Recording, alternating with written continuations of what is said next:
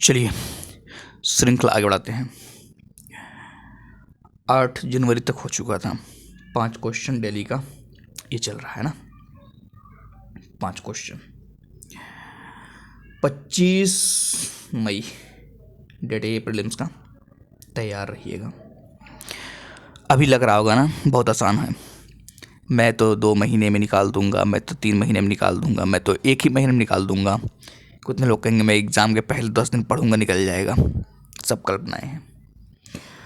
जब 25 मई को शाम को मिलेंगे पेपर देने के बाद, तब पता चलेगा किसी का सीसेट गड़बड़ा रहा है, किसी का जीएस गड़बड़ा रहा है, किसी का जो है निगेटिव मार्किंग हो गया, किसी का जो है करंट अफेयर्स नहीं सही था, किसी का क्या नहीं सही था। सारी की सारी बीमारियां वही दिखाई देगी पेपर देने के बाद उसी टाइम। तो इस सबसे खास तौर से हिंदी मीडियम के भाई से बीमारी ही बीमारी है, कुछ कह नहीं सकते। अभी भी सब हवाओं में कूद रहे होंगे, हवाओं में कूदाए जा रहे होंगे। देखो एक्सपीरियंस और कुछ नहीं है। मजाक नहीं बता रहा हूँ आपको, लग रहा होगा नहीं सर आपको मज़ा आ रहा है बताने में। बस जो एहसास नहीं कर पाएंगे वो उस दिन एहसास करेंगे पेपर देने के बाद। ठीक है, अभी आपको प्रवचन बताए जा रहे होंगे, है ना। खैर चलिए पहला क्वेश्चन देखते हैं, फिर उसके बाद धीरे चर्चाएं होती रहेंगी, धीरे धीरे बीच में सब सारी चर्चाएं होंगी। पहला क्वेश्चन देखिए, आराम से आंसर निकालिए। अब आंसर निकाल करके ये चेक करिए कि हाँ आप किस लेवल तैयारी कर रहे हैं। डेली करंट अफेयर्स ही तो है, ऐसा भी नहीं कि बहुत कुछ है। आप 9 जनवरी का करंट अफेयर्स ये देख रहे हैं। ठीक है, चलिए पहला क्वेश्चन। चर्चा में रहने वाला futures of big data reports 2025 के संबंध में कथनों पर विचार कीजिए। क्या पहला स्टेटमेंट, बिग डेटा विशेषज्ञ की प्रतिशतता में गिरावट की उम्मीद है।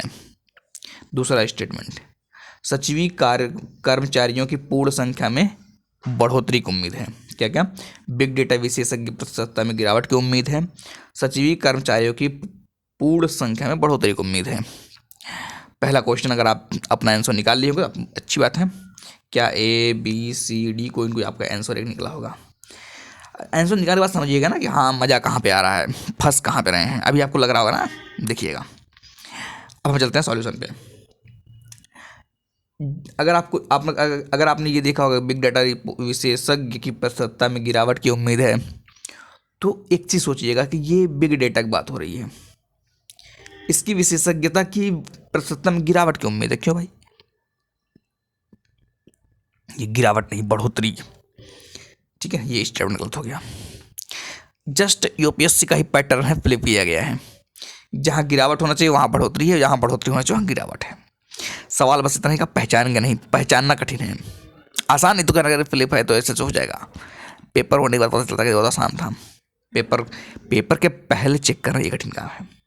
सचिवी कर्मचारियों की पूर्ण संख्या में बढ़ोतरी। अच्छा पूर्ण संख्या में बढ़ोतरी देख रहे हैं, क्या लिखा हुआ बढ़ोतरी। अगर बढ़ोतरी होगा, आप सोचिए देखिए, तो इतना नौकरी खूब ज़्यादा मिलेगी। सचिव वो भी क्या कर रहा है, सेक्रेटरीट लेवल की बात कर रहा है। अगर नॉर्मल हो तो समझ मतलब चलो ठीक है, क्या पता ऐसा हो। सचिव बनाना मतलब ढेर सारा सचिव बना देंगे, एक ही जगह खूब सारे क्लर्क वगैरह बना देंगे, ऐसा कुछ नहीं है। तो कहने मतलब क्या निकला, कहने का मतलब ये है कि पहला स्टेटमेंट गलत, दूसरा स्टेटमेंट गलत। आंसर क्या निकल गया, आंसर निकला डी। तो आपने क्या आंसर मारा था खुद चेक कर लीजिएगा। 5 क्वेश्चन अगर आप 4 क्वेश्चन सही कर दे रहे, इसका मतलब आप हैं ठीक ठाक लेवल पे पढ़ रहे हैं। अगर 2 क्वेश्चन 1 क्वेश्चन वो भी पता नहीं, 5 में से 5 गलतों कर दी, फिर तो भाई बात ही अलग है, फिर आप लीजेंड लेवल पे हैं। और मेहनत कर लीजिए समय रहते ही। डी ठीक है, क्या है इसमें, WEF जारी करता है 2030 तक 170 मिलियन नौकरी उत्पादन समान। 170 मिलियन, बाप रे बाप, देख रहे ना। बस ये संभावना है, और मिलेगा किसको, ये सोच रहे हैं कुछ लोग कि नहीं हम सरकारी नौकरी करेंगे, फिर तो बात ठीक है, मैं क्लर्क तैयारी करेंगे और सोच रहे हैं कि मैं नौकरी पा जाऊँगा। वाह वाह वाह, फिर तो भाई। तो पहला क्वेश्चन आपको एहसास दिलाया होगा, बाउंस गया, फुल टास्क गया। आप देखिएगा दूसरा क्वेश्चन, देखिए ये रहा दूसरा क्वेश्चन। हाल ही में चर्चाओं में रहा सेल खड़ी से संबंधित सही कथन है। अच्छा, सेल खड़ी, कुछ लोग अगर प्राचीन इतिहास पढ़े होंगे, हड़प्पा सभ्यता वगैरह, तो सेल खड़ी सुना कहीं, तो आपकी मर्जी सुने नहीं सुने सर, हम पढ़ते ही नहीं, बात ही लगता। चलिए पहला देखिए क्वेश्चन, ये ऑप्शन, इसे स्टीएटाइट के नाम से भी जाना जाता है। किस नाम से, स्टीएटाइट। इसका उपयोग सौंदर्य प्रसाधन में किया जाता है। यह अत्यधिक ताप प्रतिरोधी होता है। ऊपर सभी का सही है, कॉमन सेंस क्वेश्चन है। सेल खड़ी अगर आपने पढ़ा होगा तो ठीक है, न्यूज में था इसलिए इंपॉर्टेंट है, क्योंकि देखिए एक होता है चलो ठीक है न्यूज में है, उसके साथ साथ ये क्या है स्टैटिक पोर्शन भी है, मतलब कि न्यूज में भी है प्लस क्या है स्टैटिक है, तो इंपॉर्टेंट नहीं होगा। ऑप्शन नहीं, हम इससे अलग इंपॉर्टेंट पढ़ेंगे, क्या पढ़ेंगे, अलग से पढ़ेंगे ना, ऐसे ही कुछ पढ़ा जाता है। उम्मीद है कि आपने अपना आंसर निकाल लिया होगा, ABCD जो भी आपका निकला होगा। अब देखिए सही आंसर क्या है। सेल खड़ी, इसे स्टीएटाइट के नाम से भी जाना जाता है, पता ही नहीं पता है। इसका उपयोग सौंदर्य प्रसाधन में किया जाता है। अच्छा, सेल खड़ी से पता चल रहा है ना, ये कुछ पत्थर टाइप का है। सेल खड़ी वजह से किसी लड़की का नाम नहीं है, अगर आपको ये लग रहा है किसी लड़की का नाम हो तो ये सौंदर्य प्रसाधन इसलिए होगा, ऐसा तो नहीं है।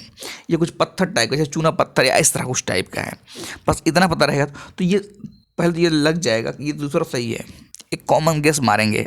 अब कहेंगे नहीं सर मुझे कुछ नहीं पता है, तो भाई फिर आराम से पेपर छोड़ दीजिए, क्वेश्चन छोड़ दीजिए। क्वेश्चन छोड़ देंगे तो आपको मैं बता रहा हूँ 100 क्वेश्चन आएगा ना, 100 में से आप केवल 25 क्वेश्चन ऐसे करेंगे सही सही, उसके बाद 75 क्वेश्चन सब छोड़ देंगे। 75 क्वेश्चन पता लगे तो सब छूट ही गया। मैं 25 क्वेश्चन सही करता हूँ तब भी काम, और इसमें 25 में से ना आप जो है 15 गलत कर देंगे, 15 या 10 गलत कर देंगे, कितना बचा है फिर। तो इसलिए रिस्क लेना पड़ेगा, कोई रास्ता नहीं होता है। समझते रहते रहते ट्रिक। तो क्या हुआ, तो आप किसी तरीके से मान लीजिए दिमाग लगाकर सोच विचार कुछ करके बी स्टेटमेंट सही करते हैं।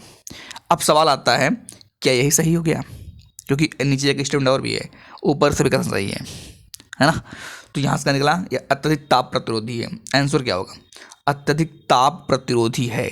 कॉमन सेंस लगाएंगे तब भी काम चल जाएगा कि यार पत्थर है ये, ताप प्रतिरोधी की बात हो रहा है, तो इसको सही मार, जैसे इसको सही मारेंगे तो आपको पास कोई विकल्प नहीं बचेगा, आप डी ही मारेंगे आंसर, क्योंकि 2 सही हो गया ना, एक से तो बात समझ, 2 सही हो गया तो आपको इसको ऑटोमेटिक सही मान लेना ही पड़ेगा, कोई रास्ता नहीं बचेगा। लेकिन अगर आप केवल 1 सही मान लिए फिर ट्रैप में फंस गए, जो ट्रैप लगाया गया था उसमें आप फंस गए, और उसकी तरह क्या बोलते हैं मुर्गे की तरह, नहीं चिड़िया जो होता है जो कबूतर टाइप का, फंस गए। अब क्या करें, फंसने के बाद दोस्तों बुला रहे हैं, चलो उसे एक साथ मिलकर सब लोग जाल उड़ा के ले चले जाते हैं। यहाँ पे एक साथ कोई नहीं आएगा जाल उड़ाने के लिए, है ना। तो उम्मीद है कि आप समझ आ गया होगा। आंसर क्या है, डी सही है। आंसर क्या है, डी। उसके बाद देखिए क्या है, कुछ है इसमें, और ये जो है इसका कुछ कलर देख लीजिए क्या होता है, नीले रंग का, हरे रंग का, भूरे रंग का, मन कर याद रखिए। राजस्थान में परसेंट कितना पाया जाता है, 57%, और उत्तराखंड में कितना, 23%। बस सिंपल उससे याद रखिए, बहुत ज़्यादा कुछ नहीं सोचना है। क्वेश्चन नंबर 3 देखिए, मज़ा आ रहा होगा, जो लोग पढ़े होंगे उन्हीं मज़ा आएगा, जिनको लग रहा है ठीक है सब तो कमार चले जाएगा, पेपर में ऐसा मिलेगा। जैसे कुछ लोग पेपर देने जाएंगे ना, वो जाएंगे जब तो वो पेपर देखेंगे, 100 क्वेश्चन देखेंगे, समझ नहीं आएगा कहाँ से करें, कहाँ शुरू करें, कहाँ से अंत करें, क्या ना करें, है ना। समस्याएं बहुत रहेंगी वहाँ पर, तो आपके पास विकल्प छोड़ चले जाएँ। कितने लोग चलो ठीक है इस तरह से गलत ही कर देंगे, फिर उसके बाद कितने लोग सेट जो है छोड़ भाग जाएंगे होगा ही नहीं कुछ। ठीक है, प्रश्न 3 अब पढ़िएगा। हाल ही में चर्चा में रहने वाला भारत अफगान संबंधों के बारे में निम्न कथनों पर विचार कीजिए। भारत अफगान, पहला स्टेटमेंट, मैत्री संधि भारत और अफगानिस्तान बीच की संधि है। दूसरा स्टेटमेंट, अफगानिस्तान की अवस्थिति को हार्ट ऑफ एशिया के रूप में संबोधित किया जाता है। तीसरा स्टेटमेंट, अफगान भारत मैत्री बांध को सलमा बांध के नाम से जाना जाता था। आपके पास विकल्प है केवल 1, केवल 2, केवल 3, तीनों, कोई नहीं।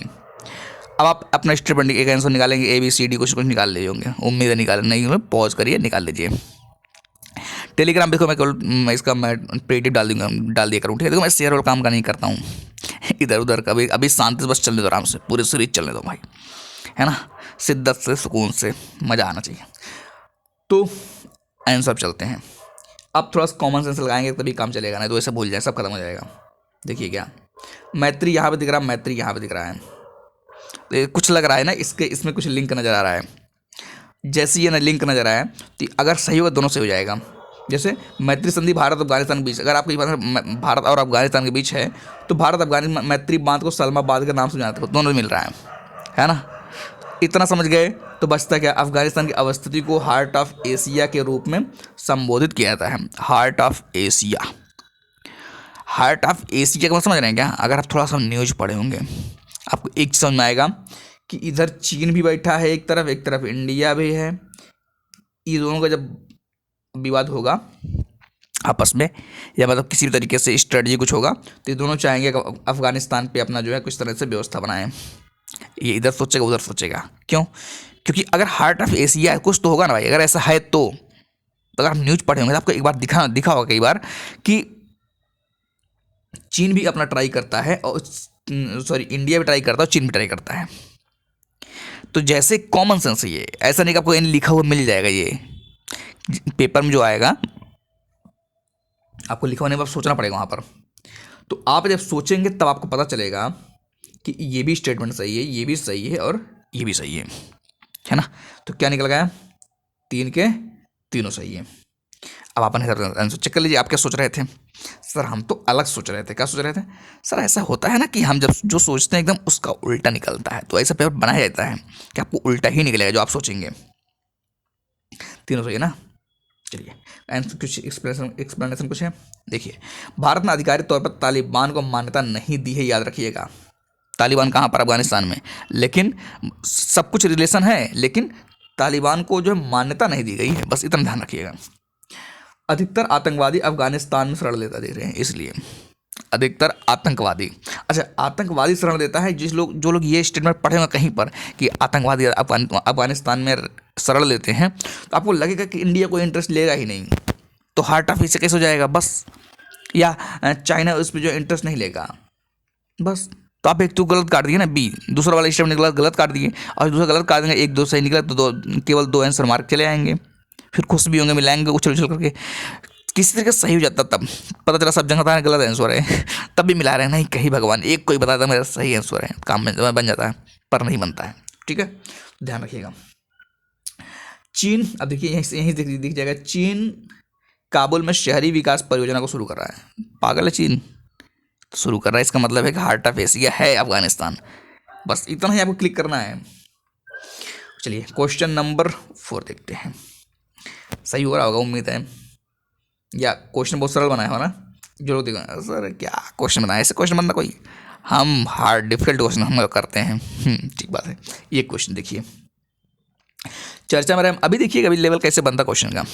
चर्चा में रहे मराठी भाषा को शास्त्रीय भाषा का दर्जा के बारे में विचार कीजिए। मतलब मराठी भाषा को शास्त्रीय भाषा का दर्जा दिया गया, बता ही दिया गया। ये आपसे पूछा नहीं जा रहा कि किसको शास्त्रीय भाषा का दर्जा दिया गया, नहीं, ये बता दिया पहले से कि मराठी को शास्त्रीय भाषा का दर्जा दिया गया है। अब आपसे जो पूछा रहा है उस पर ट्राई करिए। पहला स्टेटमेंट, तमिल, संस्कृत, कन्नड़, तेलुगु शास्त्रीय भाषा का दर्जा प्राप्त करने के आरोही कालक्रम में है। लेवल देखिए स्टेटमेंट का, मतलब क्या कह रहे हैं? पहला स्टेटमेंट कि पहले तमिल मिला, संस्कृत मिला, उसके बाद कन्नड़ मिला, उसके बाद तेलुगु मिला। क्या ये बात सही है? स्टेटमेंट में ये पूछा जा रहा है कि क्या ये बात सही, जो शास्त्रीय भाषा का दर्जा दिया गया है, क्या ये बात सही है कि सबसे पहले तमिल है, फिर संस्कृत, फिर कन्नड़, फिर तेलुगु है? ये बताइए, कहीं ऐसे तो आगे पीछे है। पहला स्टेटमेंट यही है। दूसरा क्या कह रहा है कि गाथा सप्तशती चेदीवंश राजा द्वारा हाल द्वारा रचित काव्य संग्रह है। गाथा सप्तशती, पहले तो ये पता हो कि गाथा सप्तशती को कौन रचना किया है, फिर ये पता हो किस वंश में है। तीन फैक्ट है, करिए सही। उम्मीद है कि आपका एक कोई आंसर निकला होगा, A B C D कुछ तो निकला ही होगा ना। सर हम B मार दे, C मार दे, D मार दे, A मार दे, क्या सब मार दे क्या? सर हम A भी मार दे क्या ऑप्शन में? अपने से खुश हो रहे हैं मार करके, दोनों सही लग रहा है, दोनों मार दें क्या? A B सर क्या बताएं, कन्फ्यूजन में हो रहे हैं। ठीक है, देखिए पहली चीज, तमिल, संस्कृत, कन्नड़, तेलुगु शास्त्रीय भाषा का दर्जा प्राप्त करने के आरोही क्रम में है, बिल्कुल सही बात है। गाथा सप्तशती चेदी वंश राजा हाल द्वारा रचित काव्य संग्रह है। याद रखिएगा, गाथा सप्तशती को किसने लिखा है? राजा हाल ने लिखा। ये बात ठीक है, लेकिन ये चेदी वंश नहीं है, तो फिर कौन सा वंश है? ये है आपका सातवाहन, सुना होगा नाम, सातवाहन। बस दूसरा स्टेटमेंट क्या हो गया? दूसरा स्टेटमेंट क्या हो गया, पूरी तरीके से गलत किया जाता है। क्या किया जाता है, खारिज किया जाता है। क्या आंसर निकल गया, केवल एक निकल गया। उम्मीद है कि आपको समझ में आ गया होगा, केवल एक मतलब आंसर सही है। अब देखिए इसके बाद थोड़ा सा देख लीजिए फैक्ट कुछ एक्सप्लेनेशन में। 2004 में शास्त्रीय भाषाओं की नई श्रेणी, 2004 में शास्त्रीय भाषाओं की नई श्रेणी क्या गठन किया गया, मतलब बनाया गया, गठन क्या करेंगे। 6 भारतीय भाषाओं को शास्त्रीय भाषा का दर्जा दिया गया। 6 कितने, 6। तमिल को कब दिया गया, 2004 में। संस्कृत कब दिया गया, 2005 में। कन्नड़ को कब दिया गया, 2008 में। तेलुगु को कब दिया गया, 2008 में। यही पूरा ऑर्डर था। मलयालम को कब दिया गया, 2013 में। ओडिया कब दिया, 2014 में, याद रखिएगा, ओडिया 2014 में। पाली, अब देखो इंपॉर्टेंट यहाँ पे है, ये तो चलो ठीक है, ये तो दिया गया है। एक और अब आगे देखिएगा कि पाली, प्राकृत, असमिया, बंगाली भाषा के लिए यह दर्जा स्वीकृत है, ठीक है। और मराठी को जो इंडो आर्यन भाषा, अच्छा मराठी भाषा का भी मैंने बता ही दिया, क्वेश्चन में ही था कि दर्जा दिया गया है। और यह भारोपी भाषा है, मतलब इंडो आर्यन भाषा है। कौन, मराठी भाषा। मराठी प्राकृत सातवाहनों की राजकीय भाषा थी। किसकी, प्राकृत सातवाहन। जैसे मराठी जब भी आया आपके दिमाग में तो सातवाहन दिमाग में आना चाहिए। मराठी का रिलेशन है किससे, सातवाहन से, बस इतना पता होना चाहिए। गाथा सप्तशती सातवाहन राजा द्वारा, राजा कौन, हाल द्वारा रचित है। मराठी की सबसे प्रारंभिक कृति है, कृत नहीं कृति, मतलब रचना, ठीक है। उम्मीद है क्वेश्चन नंबर 4 तो आपको मजा आ गया होगा देख करके कि कुछ क्वेश्चन था दमदार टाइप का ना। चलिए अब देखते हैं क्वेश्चन नंबर 5, जो कि इस श्रृंखला के, इस मतलब लेक्चर का लास्ट क्वेश्चन है। और उम्मीद है कि आप धाए से मारेंगे इसका आंसर खटाक से सही निकलेगा।